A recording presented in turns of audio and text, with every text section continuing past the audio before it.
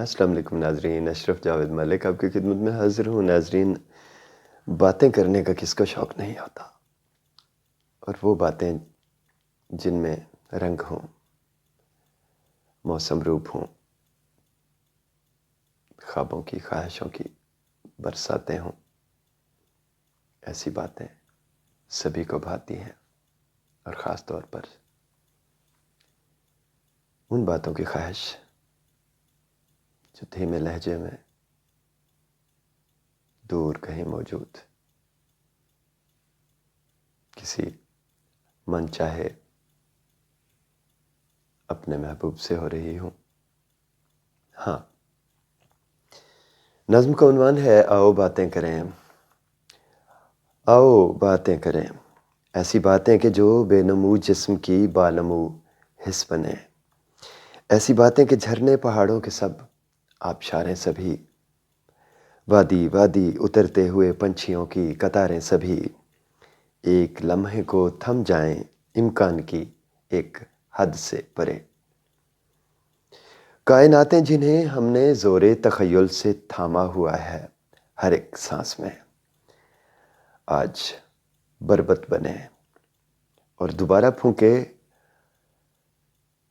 سور جب ایک نئی زندگانی کے آغاز کا، رات کا جل بنے، پھول شبنم بنے،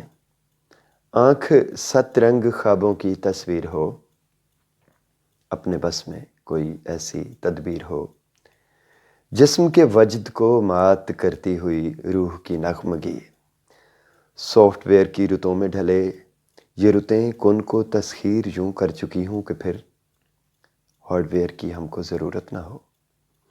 بات یہ ہے کہ ہم قید میں ہیں زمین کی،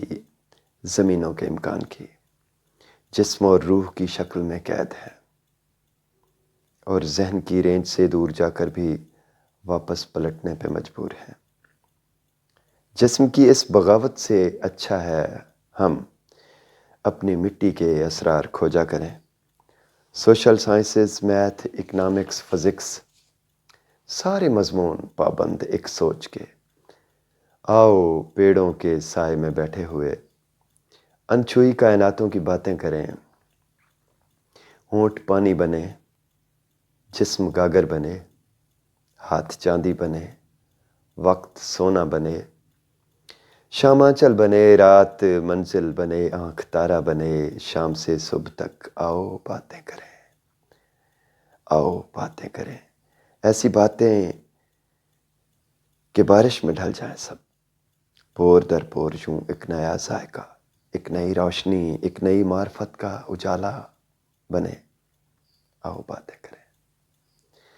اس سے پہلے کہ بھاگوں بھری نیند کی فصل پہ خواب کی کونپلیں پھر کبھی نہ کھلیں،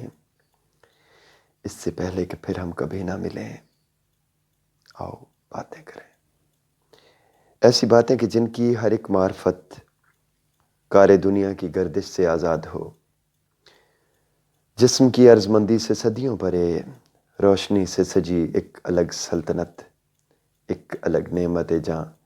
کہ جس کی ہر ایک سانس ہو بادشاہ، ہاں خدا کے جلال محبت تلے، آؤ باتیں کریں، آؤ باتیں کریں۔